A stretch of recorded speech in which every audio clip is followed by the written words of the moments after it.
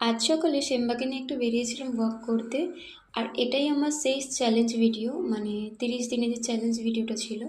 এরপর আমি চেষ্টা করব কিছু একটু আলাদা পোস্ট করার, মানে আগে যেরকম করতাম আর কি। প্রায় নানা করে 10টা থেকে 12টা ভিডিওতে পরপর আমার একটু ভিউজ আসেনি। খুবই খারাপ লেগেছে ব্যাপারটা, কিন্তু কিছু করার নেই। তারপর ব্রেকফাস্ট করে আমি রেডি হয়ে গেছিলাম কলেজে যাব বলে। আজকে কলেজে কোনো ক্লাস ছিল না, কিছু ডকুমেন্টস সাবমিট করার ছিল, ওটার জন্যই যাওয়া আর কি। দেন সমস্ত কাজ শেষ করে আমি চলে গেছিলাম এই পুচকেটাকে পড়াতে।